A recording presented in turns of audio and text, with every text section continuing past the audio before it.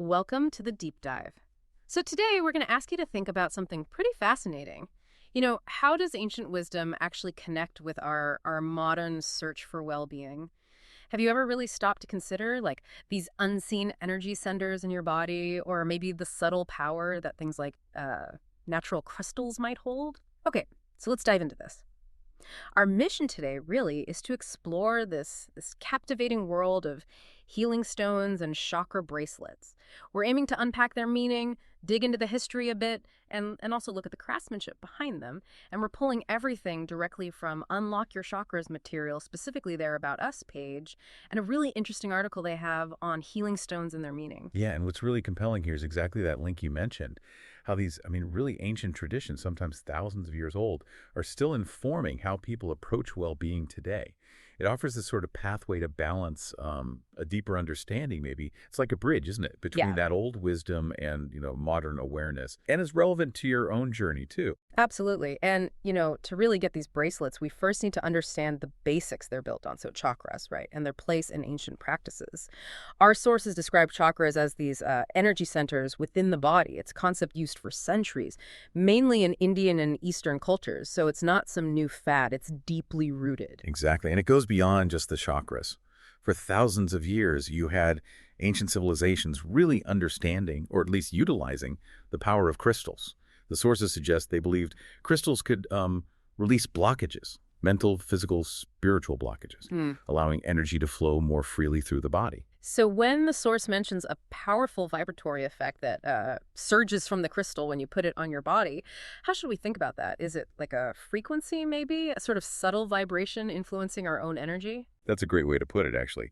Within this framework, it's seen as resonance. Think of it like tuning forks, maybe. Each crystal is said to have its own unique vibrational signature.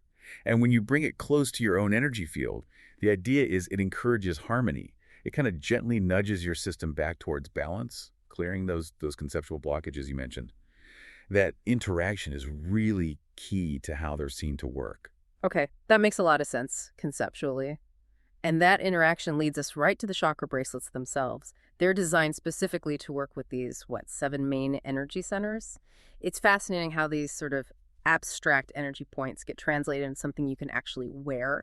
Exactly. They're designed with that clear purpose, balancing the 7 chakras. If you've ever seen one, they're quite distinct, aren't they? Usually 7 different stones or charms, different colors or designs, each one chosen very carefully. Right, and each part represents one specific chakra. So you start at the base, the root chakra, that's for grounding, stability. Then sacral creativity, emotions, solar plexus, personal power, willpower, heart chakra, love, compassion, throat chakra, communication, expressing yourself. Then the third eye, intuition, insight. And finally, the crown chakra, which is more about spiritual connection, higher consciousness. Exactly. And each stone on that bracelet is specifically picked to resonate with one of those points. Okay, this is where it gets really interesting for me. Let's look at what some individual stones are actually said to do. Let's start with amethyst. What do the sources say about that one? Amethyst. Yeah. Well, it's known for repelling negative energy and attracting positive energy. It's really seen as a crystal for spiritual growth and protection. Protection, right. It brings clarity of mind, too. Helps you kind of tune in. Yeah, exactly. Self-tuning is a good way to put it. And it's often recommended as a protection stone for the home environment as well. Interesting. Okay, what about lapis lazuli? Lapis lazuli is strongly linked to the throat chakra. So it's all about verbal expression, honest, open communication. The idea is it helps open and balance that specific chakra. It's also believed to offer wisdom, maybe connect you with spiritual guides. Oh, wow. And it has this unique quality, mentioned shielding from negative energy by actually returning negative vibes back to where they came from. Huh. That's quite specific. For anyone who feels unheard, that must sound appealing. Definitely. Then you've got aquamarine. Aquamarine.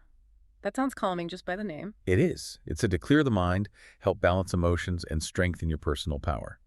It connects primarily with the heart chakra, helping you connect with your inner truth and express feelings clearly, calmly. Okay, and carnelian. I've heard that name before. Carnelian is described as a really powerful sacral chakra stone.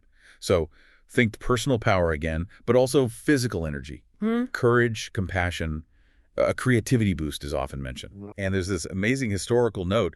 The ancient Egyptians apparently buried their dead with carnelian. They believed it protected them on their journey to the afterlife. calmed fears about rebirth. Wow, that's quite a legacy for a stone. Shows how deep that belief ran. Doesn't it? And speaking of ancient uses, tiger's eye is another one. It's strongly associated with good luck, abundance, prosperity. It's a good luck stone. Kind of. It was apparently used as a talisman against bad luck and curses way back when.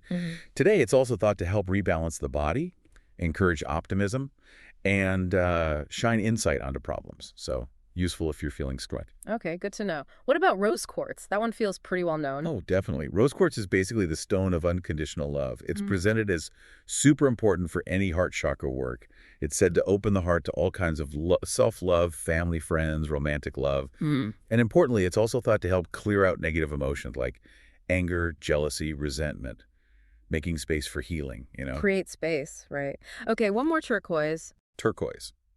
Another throat chakra stone, like lapis, so it fosters that honest, open communication from the heart, specifically. It's also seen as protective, aligning the chakras, strengthening the body overall. It's sometimes called the master healer, like a bridge between heaven, sky, and earth. A master healer. Wow, so each stone really does have its own distinct personality, its own energetic job, so to speak. That's a good way to think about it. It's not just the individual properties, but how they might work together. Like different nutrients in your diet contributing to overall health, maybe. These contribute to an energetic ecosystem. Right. So knowing all this, the ancient chakra system and the specific energies of these stones, it makes total sense that you'd want to put them together into something wearable, something designed to, well, resonate with those energy centers. Which brings us back to the bracelets from Unlock Your Chakra. The sources really highlight the intention behind them. Armin Gregorian, the founder, actually says that few things make them happier than designing and creating beautiful bracelets. Yeah, and you get that sense of care from the descriptions. They say the bracelets are simple, but every piece is made with love and care. And they use the best materials of gemstones. It's not just slapping stones together. There's quality and thought involved. Yeah, it elevates it beyond just jewelry, doesn't it? It does, and that intention piece is key. They state clearly, the creations are made with intention and meaning, specifically with an intention of compassion and love. Within this whole framework, that mindful process is believed to actually imbue the object itself with positive energy. It's not just mass-produced. And that's reinforced by the fact they're made locally by hand, designed, developed, and made by hand in Los Angeles. Right. They say every item is carefully crafted in our hands before it lands in your hands. That direct touch, that hands-on approach. It really connects the physical bracelet back to that philosophy of intention and care. It suggests the energy of the maker becomes part of the piece too. So, okay, we've covered quite a bit.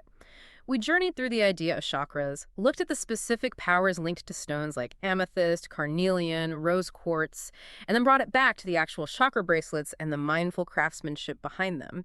It really is this blend of ancient belief and, well, modern practice. It is. And understanding these connections, it really gives you a new lens, a different perspective on wellness practices, on these ancient beliefs, and maybe on the power of intention itself.